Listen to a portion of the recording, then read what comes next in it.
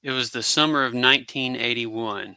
A young man in his early 30s, known only as David, claimed to have experienced something truly terrifying along the Clinch River just outside Oak Ridge, Tennessee.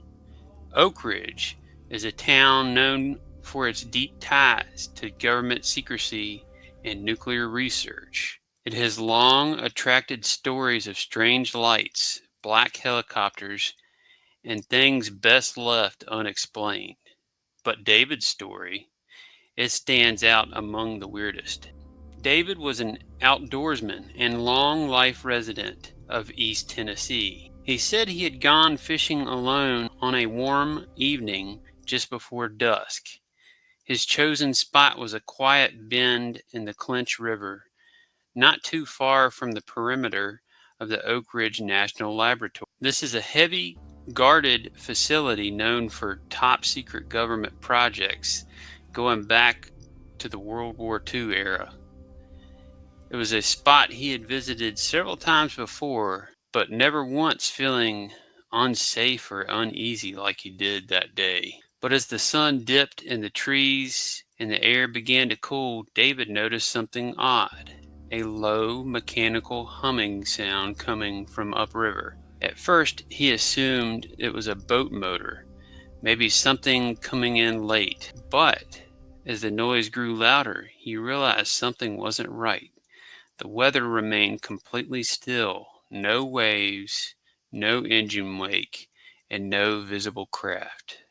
That's when he saw it. Floating above the treetops across the river was a large metallic disc-shaped object, slowly descending through the evening sky.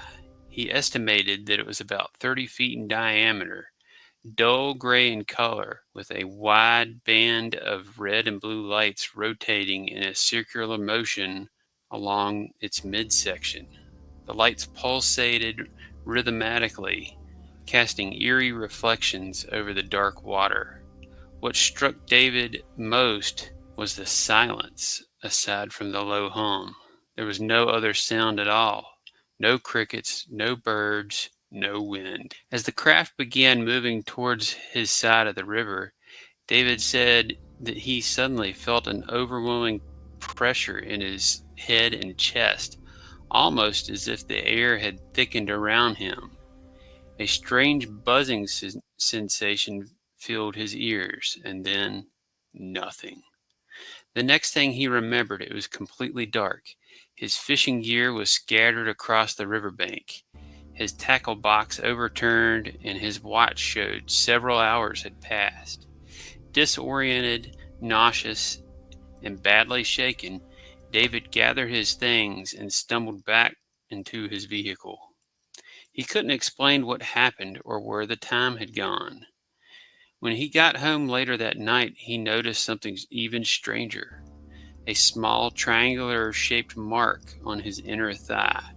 The skin around it was slightly red and sensitive, and the mark itself looked like it was a burn or a puncture, made up of 3 perfect dots in a triangle pattern. David was adamant that the mark hadn't been there before. David began to suffer intense nightmares. In these dreams, he found himself lying on a cold metallic table, unable to move. Bright lights flooded the room, and surrounding him were short, gray-skinned beings with large black eyes and long, thin arms. They spoke without moving their mouths, but he could hear them in his head, a kind of telepathic communication. He remembered the presence felt clinical and cold and almost indifferent. The dreams became more vivid and frequent.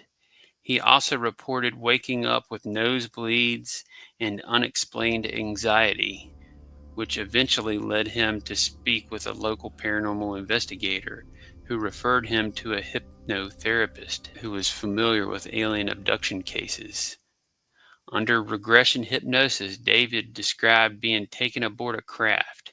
He recalled the beings examining him with strange instruments and tools that emitted light but didn't seem to touch him directly. The room was sterile and dimly lit, with walls that curved inward and faint mechanical humming in the background. Perhaps the most disturbing part of David's hypnotic session came when he claimed that one of the beings showed him an image, a vision of Earth engulfed in flame. Cities were burning, oceans were boiling, and the skies darkened with smoke.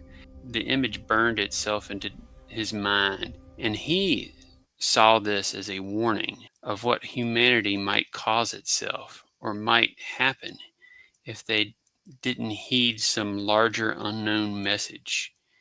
He said the beings didn't explain it, they simply let him see it, and he knew instinctively that it was important. David never sought attention for his story. He never tried to write a book, appear on TV, or go to a UFO conference. In fact, most versions of the story only exist on UFO forums and in old MUFON notes and scattered mentions in Tennessee cryptid and alien lore. Wow, that story is something else. Somebody sent me this one and told me it might be a good fit for the channel. It's not their personal story, but one of those classic stories that's out there. Man, oh man, that woo! I can just picture that in my mind. That abduction going on. That's scary, downright terrifying. Whoo! Anybody familiar with that area with that river? Now I've been to Oak Ridge, but I can't remember.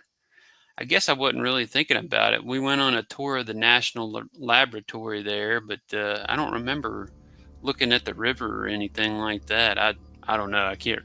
It's been probably 10 years. Man, this story's just incredible. I would love to see what y'all think about it. Let me know in the comments.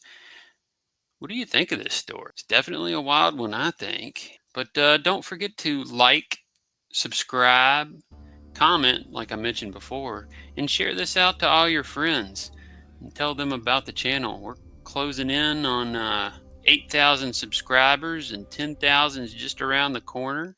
So keep at it, everybody. We'll get there, I'm sure. And until then, don't forget, stay spooky.